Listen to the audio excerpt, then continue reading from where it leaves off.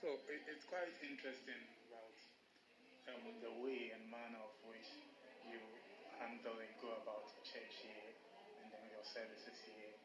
But then I would like to know, or I would want you to describe to me the mission and the vision of your church. Thank you for that clarification. So our mission of the church is to be mission-minded. The way in which we define missions is our entire life as we are journeying as individuals. Anybody who gives their life over to Christ, our life is no longer about ourselves. And so we strive, and we struggle because we're human, but we strive to live our life selflessly in that we try to sacrifice our time and our resources, whether that's money or whether that's possession. We try to do our best with the idea of having a global perspective in that we contribute to a lot of missionaries. The missionaries are on the wall from different countries from the continent of Europe all the way to Africa to Southeast Asia, to a national, local perspective in which our pastor preached on today, to have a mission mindset. And so this idea of a mission mindset is that you're going out into the community, not keeping it at church, not going to somewhere and like, hey, I invite you to church, but bringing the church to people and saying, hey, here's some good news and here is my own personal account within my relationship with God, and just trusting that God will do the rest. And so one of the ways in which we go about meeting the objective of this mission is we plant churches. So, for example, we're planting a church in Middleport because this is a community that is of low socioeconomic status, highly stricken with drugs, and that used to have a church there. And so, interestingly enough, when the church closed was when the crime and things increased within the Middleport community. And so it's an example of us creating a mission to go to this community, provide a resource where people have a refuge and a place to encounter God like we have. So we do that both locally here, we do that nationally, in that we have some missionaries that go to like Chicago and certain places, and we do that globally as well. So the overall mission of the church is to give to missions and just serve. Wow, that's great. That sounds great. The introduction of the community with respect to your mission statement brings me more importantly to what the reason why I want to conduct this interview. It's all about the role of the church in our community, and then there is a perception that is it all about church? Is it all about God? Is it all about coming to church on Sunday or in the course of the week, reading Bible, praying, or fasting? I just want to know the role that the church is actually playing in the community here in terms of how they are helping personal growth and development for children, adolescent, adults, marriage couple, individuals, shut-ins, and then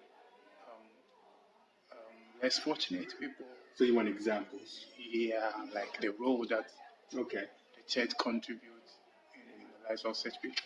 So one of the things that, again, I can't speak for all churches, but one of the things that we do here is that we try to understand that just as much as we can be religious, just as much as we can be godly and we all want to get to heaven, the Bible says that we're in the world, but we're not of it. So while we don't do everything that the world does, we do have to live in this world. We do have bills.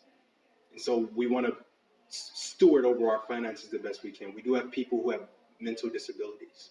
So how do you offer services so that people with mental disabilities can come to church, but also so that parents who don't have this knowledge can effectively be with their kids who don't have that background. So one of the things, as an example, that LifePoint do is that we have once a year a opportunity, Dave Ramsey, Financial Peace.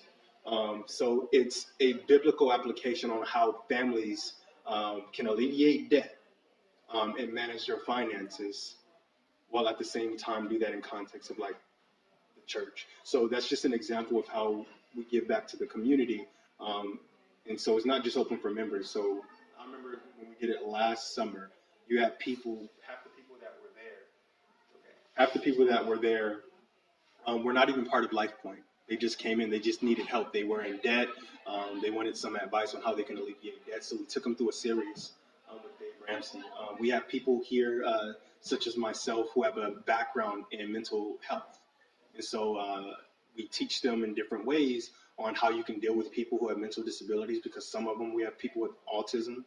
We have some elderly with Alzheimer's, and the list goes on and on. So we do offer like those services, and it's not from an advisory standpoint, because for licensing reasons you don't want to like give that piece. But we try to incorporate that within our teachings. We try to incorporate that within biblical application. How did Jesus himself, because the Bible is very evident, how did he deal with the mentally disabled? How did he deal, because the Bible talks a lot about finances. Jesus himself spoke a lot about finances and being a good steward. So we try to simply take these biblical applications where the Bible's talking about spirituality, mental health, environmental health, where it's talking about finances, and we find different ways to share that with the community. Thank you so much. I would like to draw your attention on the fact that probably you've heard that sexual misconduct is becoming visible in Athens community. Okay. Then I would like to know what the church or your church is doing to help curtail it. That's a good question. Okay, that's a very good question. We actually spoke on this about a year ago, and that our pastor covered, like, he had a leadership meeting. And from a leadership perspective, seeing that the leadership they're teaching or they're overseeing with certain ministries, how do you, like, in a respectful way, relay this message? So I don't know of it being a problem within churches within the Athens, but I have heard of sexual misconduct, for example, on the college campuses and all these things. And so your question is, how does the church attempt to deal with it? The best thing that we can deal with is start from home and make sure that people here are aware and educated on these things. Sometimes, and believe it or not, and this I have to say, some people don't know, depending on which culture you're coming from, what's appropriate and what's not. There was one time we had a giveaway here. It was kind of like a flea market, but we weren't charging. People can just come in and take whatever they want. And so there was this lady that came in, and this is me personally. I tried to shake her hand, and she removed her hand, and she didn't want to shake my hand. And granted, because I had introduced myself to her earlier, I understood contextually why she didn't want to shake my hand. And she comes from a Muslim country, and she's a young lady. And in her culture, she doesn't shake hands with guys. And she could have viewed that as inappropriate if I tried to still tried to shake her hand. Sometimes here with people we know, we give hugs. Imagine if I wasn't aware of that boundary because my leadership didn't communicate to me, and I'm trying to be friendly and I just give this young lady a hug. She would have felt very offended, and to her, that probably would have been sexual misconduct. And so one of the things that our pastor and our leadership do to protect ourselves, but also to protect the community who comes to our church from these types of things, is we create certain types of boundaries. These boundaries is not to say that if you do it, you're going to hell, and if you don't do it, you're good in God's eyes. It's, long story short, depending on where your church is and depending on which culture and environment you have, God might lead your leader to shepherd its flock a certain type of way depending on the people. It's interesting, I like one because we have 7 nations. So how do you deal with sexual misconduct with 7 nations? Because you don't want to offend anybody. And so there's ways in which they teach us on how we should give hugs. And it sounds like very petty and childish, but it makes sense. How we shake people's hands and don't assume that everybody wants a hug. And they pretty much give us that education, like, you can be friendly and you can be loving, but if you don't personally know that person, if they're not related to you, if you don't have a relationship, maybe use these methods of endearment and affection within the words that you use, right? Because you don't want to make any sexist remarks, but also in the type of affection that you show. To be more specific, you see the rape cases on campus is skyrocketing, and then we expect the church that probably they will do something with prayers, or maybe going around to share a note, talking to people, students, college, about it, that's how to reduce. I'm listening. Yeah, So how do you feel about an approach like that? So your question is, how do we feel about having a more hands-on approach in dealing with this crisis? Rape clear cases, most specifically. Specifically, I can't see why we would be opposed to that. Number one, it is something that we pray about. It's something that we deal with, that we talk about, because again, we don't just have church here; we bring it to campus. So out in Library Room 319, every Tuesday at 7 o'clock, we have like an hour of power, and we just have these type of discussions. And rape cases and misconduct is one of the things that we spend a lot of the time talking about. Not because it's a big problem in the church, but because it's a big problem that the community, as far as Life Point Campus, deal with it. How do you have these conversations without being judgmental, right? Are there more ways that we can be intentional? Yes, right? But likewise, there's many ways in which we can be intentional about all the issues of the world, right? There's rape case, there's racism, and the list goes on and on. And so if we felt as though that there was an immediate need, as you're expressing right now, for us to deal with it, and we have the capacity to do it, then obviously, yes, we wouldn't be opposed to being more intentional about maybe having a booth and teaching about and giving out statistics. Whether or not we would do it, I don't know. But we do deal with certain needs of the community, and the rape case is one of a lot of needs that the community needs to be, that has to be addressed within the community, right? Okay, thank you so much. Of course. God bless you. Some folks feel disappointed about the church with respect to the issue of divorces or marriage breakdown or broken homes. Yeah, because they believe that even people in the church getting divorced. Yeah, so people outside feel disappointed about the church who's supposed to set an exemplary life themselves. They are Being hypocrites. yes. So, is it anything that the church is doing about it to try to reduce the high rate of divorce in our community? Yes, to answer your question.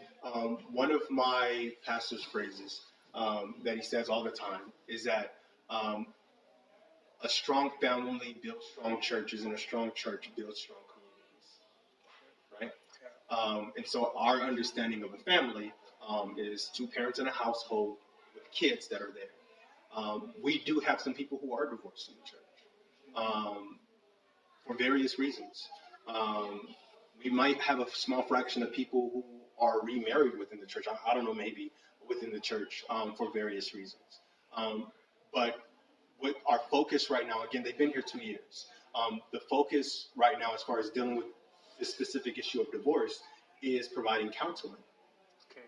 Right? A lot of times people don't know how to work out conflicts. A lot of times people just run into marriage in the first place.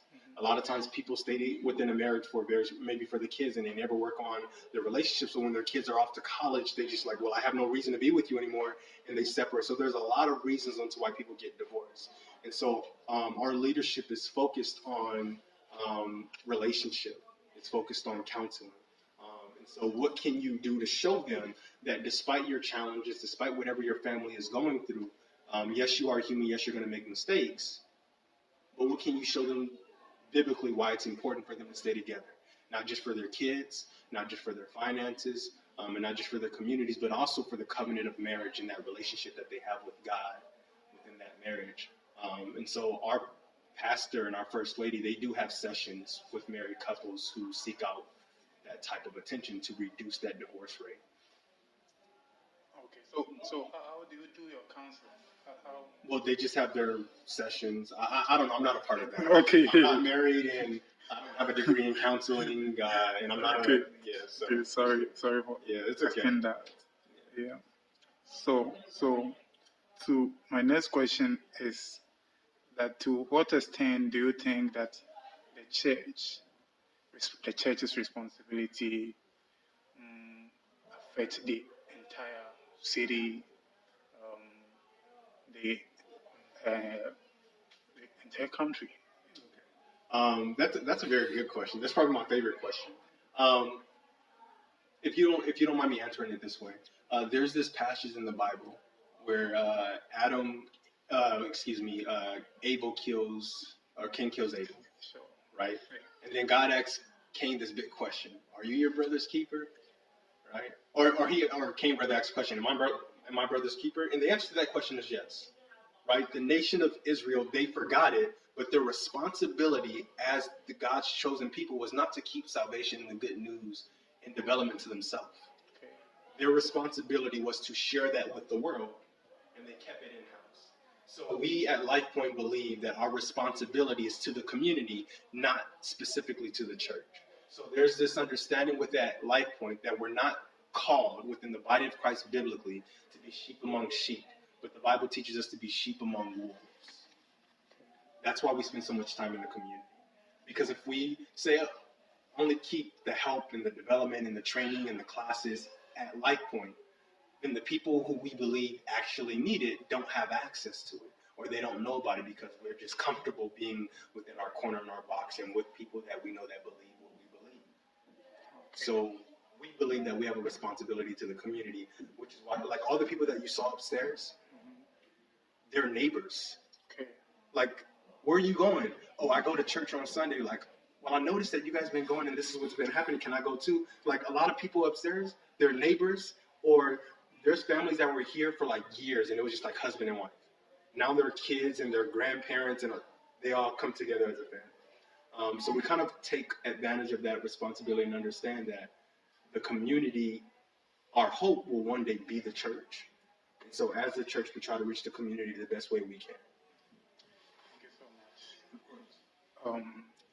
It seems that you do a lot for the community that you are residing in, not even here, but in your other branches as you're talking about.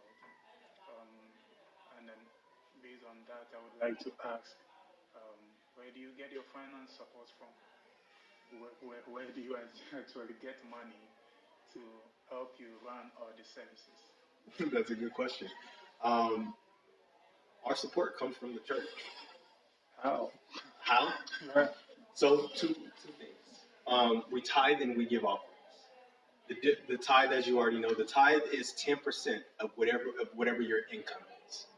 So we believe that's a biblical thing that we're giving back to God. So within the Bible, it teaches that you give the first fruits of whatever you have back to God as a thank you, as an appreciation.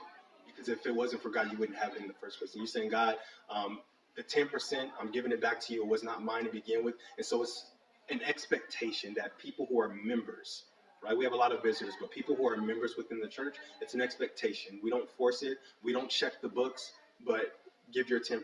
And then there's an offering.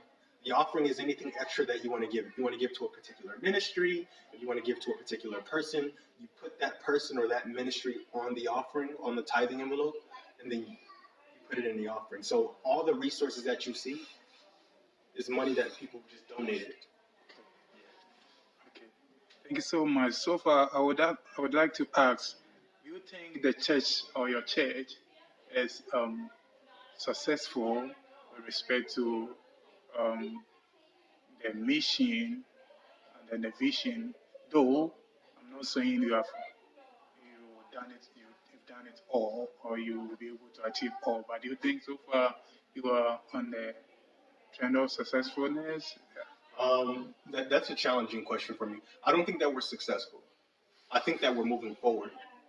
For my understanding of success in this question is that everybody within the church jumps onto the vision and then they start moving forward. That there's this spirit of selflessness, it's the spirit of giving, and it's the spirit of living my life not 100% in regards to myself, but unto my neighbor.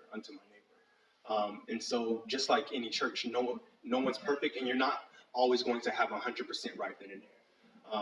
And so a lot of the growth that we've been seeing at LifePoint has been in the past year. And the reason why we've been seeing growth and we haven't reached that point of success yet is because little by little, people are getting on board.